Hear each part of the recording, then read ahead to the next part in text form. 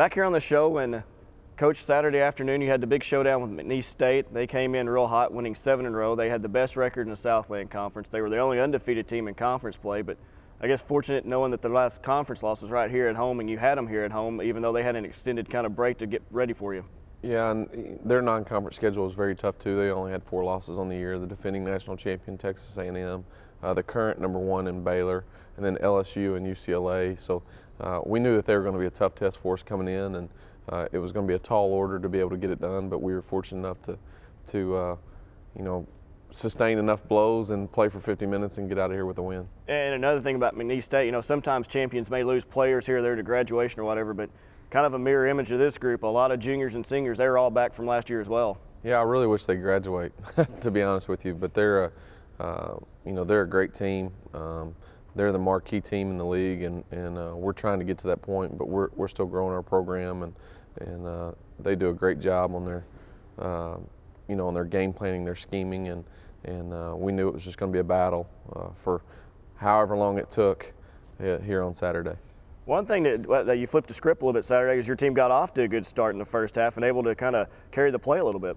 Well, we changed the game plan just a little bit for them, and that gave us a good lift of energy, and we did a good job. As you see, the energy that Desiree Rogers has on the loose ball there, and we're able to throw it up, and then once we throw it up, we're able to attack in different ways, and we were able to do that. And then Meg there with an easy put in from Nakia Gowden on the assist. And you'll see a lot of number 11 throughout these highlights as we go on. But one thing you did, you changed up your defense a little bit and kind of threw new wrinkles at them, and that obviously caught them off guard, and you were very effective in it as well. Yeah, it was a really good change of pace for us, and I think it helped us get off to a good start defensively against a team that really likes to drive the ball, and so we were able and fortunate enough to get stops on one end and led to transition baskets on the other.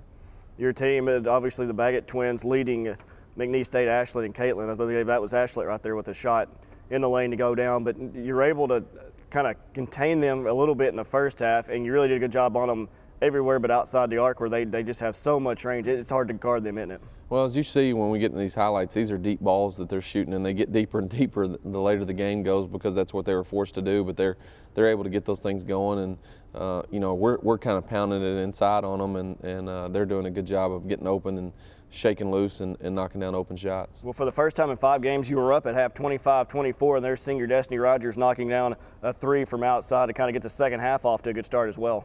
Yeah, it was important, and we knew it was important for us to come off to a good start and make some adjustments. As you see them on a 3, I mean that's a great challenge by Micah Rice, but they're really good girls and great players, and they're dangerous. I mean you can't have enough hands in their face as you see them leading the transition and one to the other one, and they look alike, their shot is alike, and it's usually the same result, usually at the bottom of the net. So they're good for a reason, and they earn all that they get as well. Yeah, they work hard at it, and you can see them in the warm-ups that they work on their different shots that they're going to get during the game, and they are a true testament to game shots from game spots, and they find the open looks as you see them kick out on the 3 to someone else, and but we were able to do the same. We were able to get the ball where we needed to go, as you see sister to sister. Destiny to Desiree, and then you see the effort of Desiree Rogers again that helps keep us in the ball game. Say she drew a foul right there because she noticed her own shot and then went back after it, and then here Candace Lacombe gets open, and she hit 3 big shots. She's also from Iota, but there's Megan Herbert beating everyone back down the floor and ended up getting a 3-point play out of it.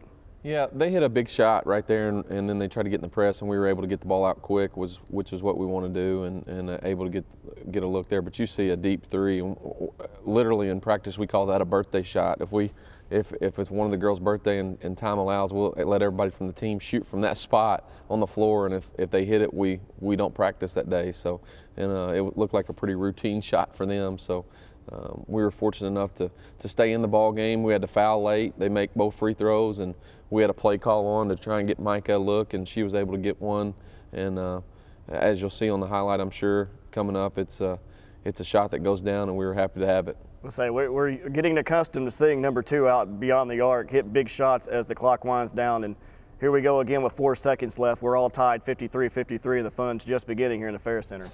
Yeah, it really is, and there's no whistle there to end regulation, and so we go into overtime, and again, we're going inside the Meg and seeing what we can get going, and we're able to get to the free throw line, knock down free throws, and then get the stops necessary in the first overtime. Say free throws become a key in both first and second overtime, and here they go again with another three.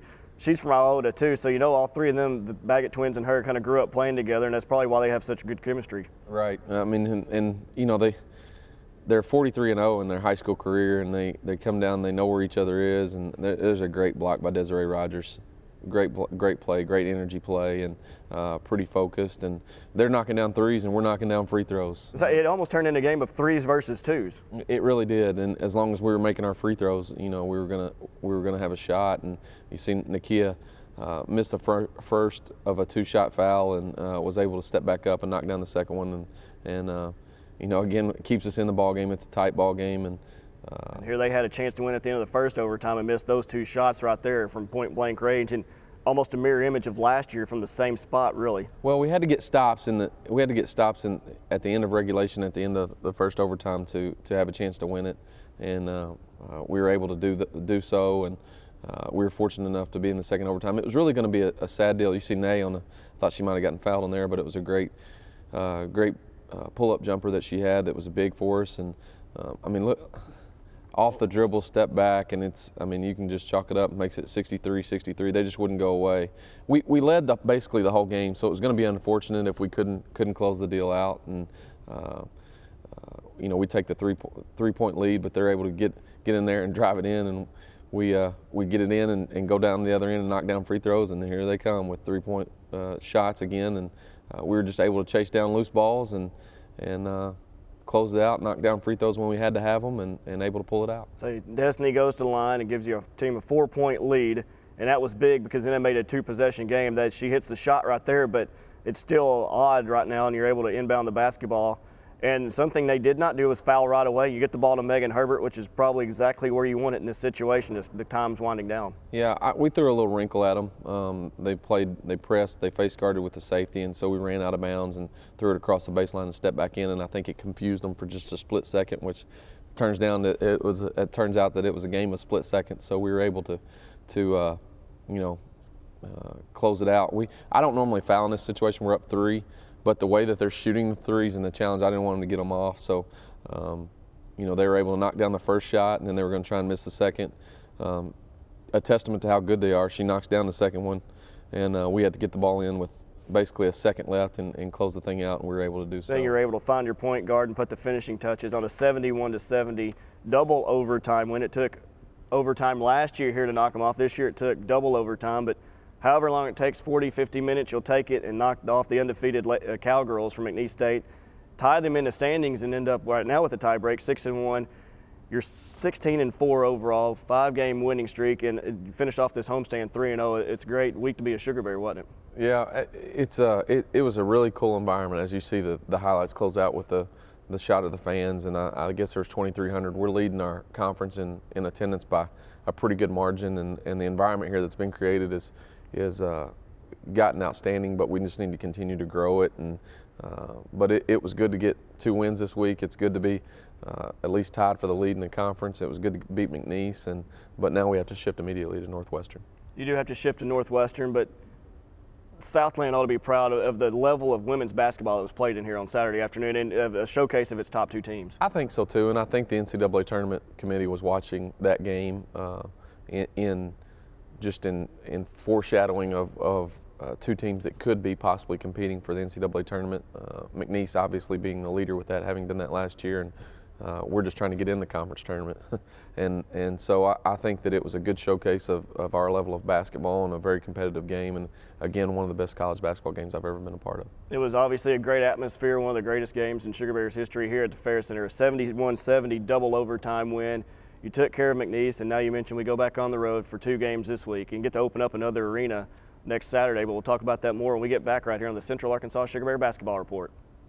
It's award time now here on the show, and a Sonic play of the game. There's plenty to choose from throughout the whole week, but I guess we'll go ahead and hit Micah Rice's 3-pointer with 4 seconds left in regulation to tie the game up. And I don't know what it is about Micah, but she has a knack for hitting shots like that, and she did it again Saturday afternoon. I was actually talking to Chauncey over the weekend, you know, his nickname is Big Shot, and she's starting to rival that pretty good, and we're glad that she's a Sugar Bear and she was able to create space and get good lift on that ball and give us a chance to win the game on Saturday.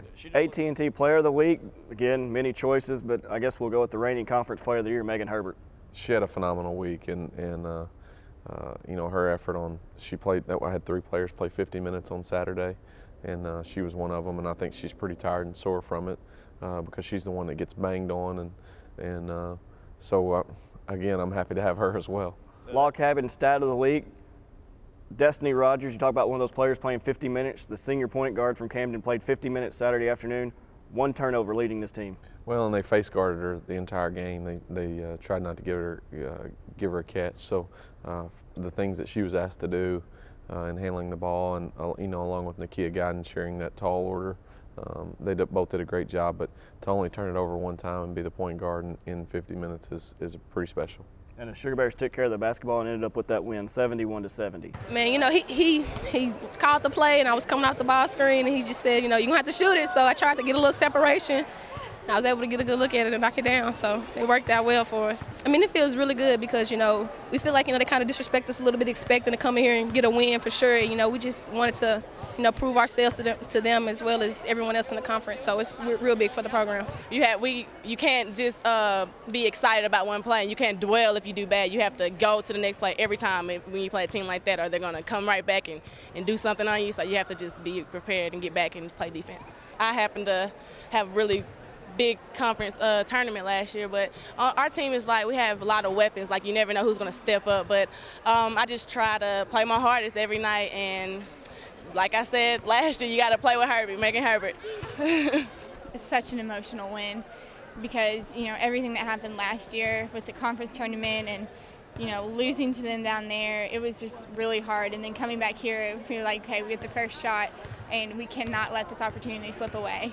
And they kept getting it to me and getting it to me and getting it to me, and I kept finishing. And, you know, when they got it to me and I was double teamed, it opened up everything. And Micah and Ray and Nay stepped up and, you know, took over that job and got it done. I mean, it feels great. We came into this game, we knew it was going to be a dogfight, you know, every loose ball, everything. They're tough, they're a resilient team just like us, and it just feels great to go out there and get that win.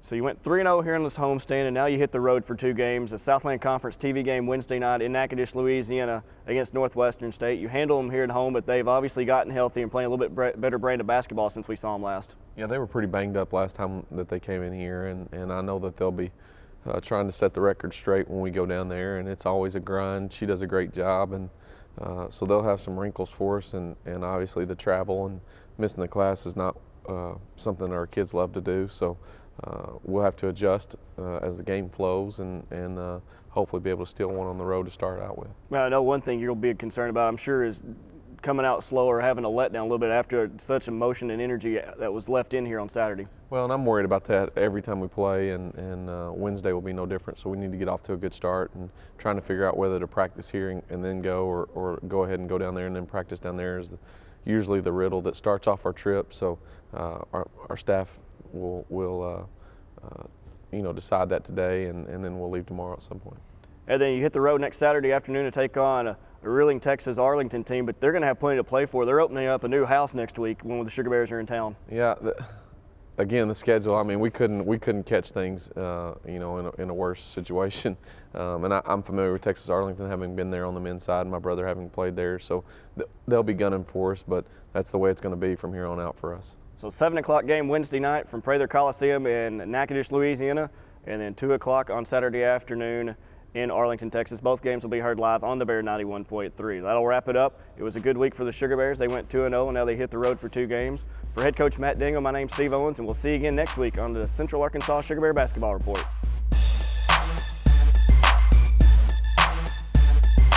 The Matt Daniel Collins Show is on the Bear 91.3 KUCA at 7:30 on Mondays at Beef O'Brady's in Conway. Come by for a chance to meet your favorite Sugar Bears and enjoy the weekly show specials and giveaways.